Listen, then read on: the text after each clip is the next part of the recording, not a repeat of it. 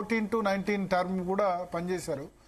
ఏంటి సుమన్ గారు, CC footage కూడా బయట పెడతా అని ఛాలెంజ్ విసురుతున్నారు సీఎం రమేష్ గారు. ఇప్పుడు రెండు విషయాలు దీంట్లో. సీఎం రమేష్ గారు మాట్లాడినటువంటి మాటలు పూర్తిగా హాస్యాస్పదం. చంద్రబాబు నాయుడు, రేవంత్ రెడ్డి గారు ఇద్దరు కలిసి ఇచ్చినటువంటి స్క్రిప్టును వారు మీడియా ముందర చదివిండని నాకు అనిపించింది. ఎందుకంటే వారు మాట్లాడినటువంటి చాలా మాటలు చాలా దుర్మార్గంగా ఉన్నాయి.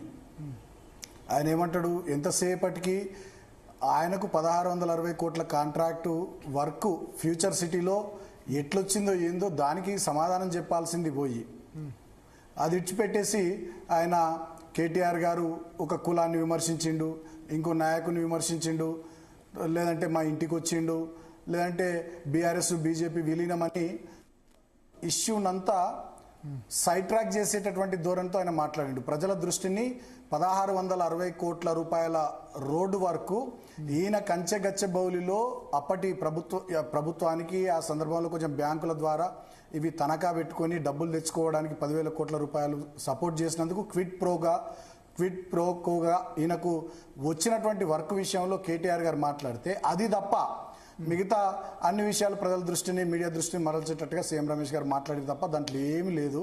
సీఎం రమేష్ గారి గురించి భరత్ గారు మీరు ఢిల్లీలో రిపోర్టర్గా ఉన్నారు, నేను ఢిల్లీలో 5 సంవత్సరాలు ఎంపీగా ఉన్నా, మనందరికీ కూడా తెలుసు. ఆయన శరీరం ఇవాళ బీజేపీలో ఉంది, ఆత్మ చంద్రబాబు నాయుడుతో ఉంటుంది తెలుగుదేశంలో. మనకు తెలియదు ఏముంది. ఇక గతంలో వీళ్ళంతా చంద్రబాబు నాయుడు గారి కింద పనిచేసినటువంటి వాళ్ళు, ప్రస్తుతం ఉన్నటువంటి ముఖ్యమంత్రి రేవంత్ రెడ్డి గారు కానీ సీఎం రమేష్ గారు కానీ వాళ్ళు చాలా క్లోజ్ ఫ్రెండ్స్. నేను ఇంకో మాట చెప్తున్నా, ఢిల్లీలో మనకు తెలియదు ఏముంది. గతంలో రేవంత్ రెడ్డి గారు ఎప్పుడు ఢిల్లీకి వచ్చినా సీఎం రమేష్ గారితోనే ఉండేది. ఇప్పుడు కూడా 23 తుగ్లక్ రోడ్లో మరి ఆ సీసీటీవీ ఫుటేజ్లు తీద్దామా?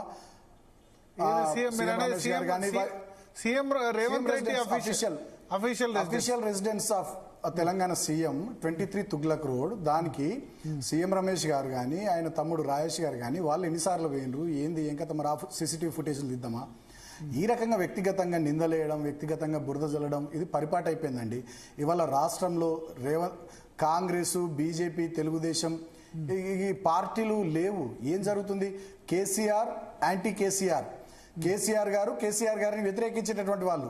నరేంద్ర మోడీ గారు ఢిల్లీలో వారి నేతృత్వంలోని భారతీయ జనతా పార్టీ, పక్కనున్నటువంటి ముఖ్యమంత్రి చంద్రబాబు నాయుడు గారి నేతృత్వంలోని తెలుగుదేశం పార్టీ, ఇక్కడ ఉన్నటువంటి ముఖ్యమంత్రి రేవంత్ రెడ్డి గారి నేతృత్వంలోని ఒక టీము, వీళ్ళందరూ కూడా కలిసి ఇవాళ కేసీఆర్ గారి వ్యక్తిగత ప్రతిష్టను, కేటీఆర్ గారి వ్యక్తిగత ప్రతిష్టను, బీఆర్ఎస్ పార్టీని బదనాం చేయాలనేటటువంటి ఒక ఆలోచనతోని లేని కథలల్లి ఉన్నవి లేనట్టు, లేని ఉన్నట్టు ప్రజల్లో అయోమయాన్ని, గందరగోళాన్ని సృష్టించే ప్రయత్నం చేస్తున్నారు తప్ప దాంట్లో ఇంకొకటి లేదు. ఆ వాళ్ళ మాటలు ఎవ్వరు విశ్వసించరు. ఇప్పుడు పాయల్ శంకర్ గారు మాట్లాడుతుంటే నేను విన్నాను.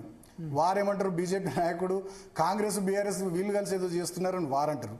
కాంగ్రెస్ వాళ్ళు ఏమంటారు, బీఆర్ఎస్ బీజేపీ వీళ్ళు కలుస్తున్నారని వాళ్ళు అంటారు. తర్వాత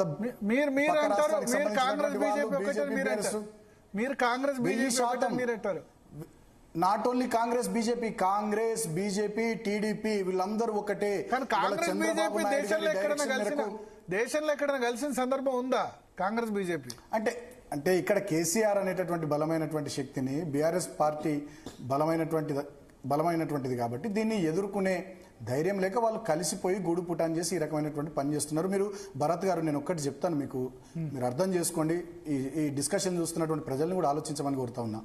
చంద్రబాబు నాయుడు గారికి, తెలుగుదేశం పార్టీకి ఇంకా మా మీద కోపం ఉంటుంది. కారణం ఏంది? 2001లో కేసీఆర్ గారు తెలుగుదేశం నుండి బయటకు వచ్చి నాడు టీఆర్ఎస్ పార్టీని పెట్టి 14 ఏళ్ళు అవిశ్రాంతంగా ఉద్యమాన్ని నడిపించి రాష్ట్రం తెచ్చిన నాయకుడు. ఇక్కడి ప్రజల ఆశీర్వాదంతో, ఇక్కడి ప్రజల సహకారంతో 10 ఏళ్ళు బ్రహ్మాండంగా మేము పనిచేసి కష్టపడి మాకు తోచినంతలో మేము రాష్ట్ర ప్రగతిని ముందుకు తీసుకొని పోయినాం. ఇవాళ మా మీద వాళ్ళకి ఆ కోపం ఉంటుంది సహజంగానే. ఇవాళ మేము అధికారంలో లేము కాబట్టి ఇక కలిపి కొట్టాలి, మడత పెట్టి కొట్టాలి అన్నట్టుగా పైన ఢిల్లీలో ఉన్నటువంటి మోడీ గారు, అమిత్ షా గారు బీజేపీ, ఈ రాష్ట్రంలో ఉన్న రేవంత్ రెడ్డి గారి నేతృత్వంలోని కాంగ్రెస్, పక్క రాష్ట్రంలో ఉన్నటువంటి చంద్రబాబు నాయుడు గారు అందరు కలిసి గడిచిన 20 నెలలుగా మా మీద దాడి చేస్తున్నారు. కేటీఆర్ లోకేష్ కలిశాడని CM Revanth Reddy chit chat లో చెప్పారు. అర్ధరాత్రి పూట ఎందుకు కలిశారని అంటారు. మరి చంద్రబాబు నాయుడుతో మీకు శత్రుత్వం ఉంటే మరి మీరు లోకేష్ ఎందుకు కలుస్తున్నారు? ఆ కలిసిన దాన్ని ఖండించలేదు కూడా కేటీఆర్. ఆ కలిస్తే తప్పే ఉంటదని కూడా అన్నారు కదా.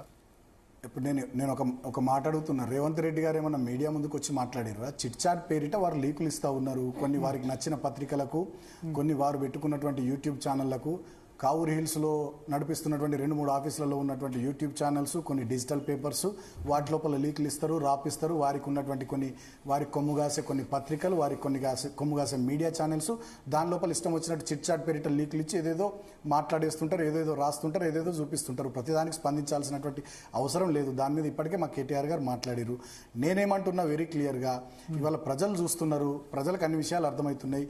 మేము రాష్ట్రం తెచ్చినామనే కోపం మా మీద ఉంది, మేము ఉద్యమం చేసినాం అనేటటువంటి కోపం మా మీద చంద్రబాబు నాయుడు గారికి వాళ్ళందరికీ కూడా ఉంది. ఇవాళ కూడా మీరు గమనిస్తే రాష్ట్రంలో గోదావరి బనకచెర్ల లింక్ మీద మేము మాట్లాడుతున్నాం. పేరుకే 200 టీఎంసీలు 400 టీఎంసీలు ఎత్తుకొని పోయే ప్రయత్నం జరుగుతూ ఉంది. 968 టీఎంసీల నీళ్ల వాటా గోదావరి జిల్లాలో వాళ్ళు ఒప్పుకోలేరు. గోదావరి మీద కట్టుకోబడుతున్న ప్రతి ప్రాజెక్టు మీద వాళ్ళ అపెక్స్ కౌన్సిల్కు, కేంద్ర ప్రభుత్వానికి, సిడబ్ల్యూఎస్కి మనకు వ్యతిరేకంగా లేఖలు రాసిర్రు. కృష్ణా జిల్లాలో మన వాటాను ఒప్పుకోవడం లేదు. పోతిరెడ్డిపాడు హెడ్ రెగ్యులేటర్ సామర్థ్యం 88,000 క్యూసెక్లకు పెంచుకొని నీళ్లు తీసుకొని పోతా ఉన్నారు. తెలంగాణ ఎండిపోతుంది, ఇడారి అవుతుంది భవిష్యత్తులో అనేటటువంటి విషయాలు మేము మాట్లాడుతున్నాం తెలంగాణ ప్రయోజనాల గురించి. కాబట్టి అరే వీళ్ళు ఓడిపోయినా కూడా ఇంకా తెలంగాణ గురించి మాట్లాడుతున్నారు, వీళ్ళు ఓడిపోయినా కూడా ప్రధాన ప్రతిపక్షంగా ఇంకా కొట్లాడుతున్నారు.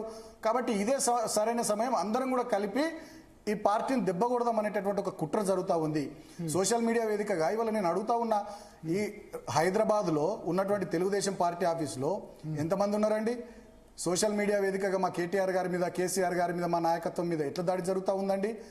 చంద్రబాబు నాయుడు గారికి దగ్గర ఉండే పేపర్లు, టీవీలు, వాళ్ళకి సంబంధించిన వాళ్ళు తెలంగాణ మీ జాగిరా అని వార్తలు రాసే పరిస్థితి ఎట్లొచ్చిందండి? ఇవాళ ప్రజలు గమనిస్తున్నారు, అన్ని ఆలోచిస్తున్నారు. కేసీఆర్ గారు ఉన్న రోజులు 10 ఏళ్ళు ఎవరు మాట్లాడలే. ఇవాళ మహారాష్ట్ర మంత్రి చంద్రకాంత్ అంటాడు 16 గ్రామాలు, చంద్రకాంత్ భవన్ కూడా చెప్తాడు 16 గ్రామాలు తీసుకొని పోతాం మహారాష్ట్రకి అంటాడు. తెలంగాణ ముఖ్యమంత్రి అపెక్స్ కౌన్సిల్ మీటింగ్ కూడా కాదు అది, ఓన్లీ జలవనరుల శాఖ మంత్రి, పక్క రాష్ట్ర ముఖ్యమంత్రి వీళ్ళు కలిసినటువంటి మీటింగ్లో బనకచెర్ల మీద అసలు ఎజెండానే లేదు, చర్చ లేదంటారు. ఆంధ్రప్రదేశ్ మంత్రి నిమ్మల రామనాయుడు అయిపోయింది, సంతకాలు పెట్టాం, కమిటీ చేస్తున్నాం, మేము నీళ్లు తీసుకొని పోతామని ఆంధ్రప్రదేశ్ మంత్రి అంటాడు. అంటే ఒక్క కేసీఆర్ ఇవాళ తెలంగాణలో అధికారంలో లేకుంటే తెలంగాణ ప్రయోజనాలు ఎటుపోతున్నాయి, తెలంగాణ రాష్ట్రం ఎటుపోతుంది? మహారాష్ట్ర మంత్రి ఊర్లు తీసుకుపోతుంటాడు, ఆంధ్రప్రదేశ్ నీళ్ల మంత్రి నీళ్లు తీసుకొని పోతా అంటాడు. పాయల్ శంకర్ గారి ఇంటర్వ్యూ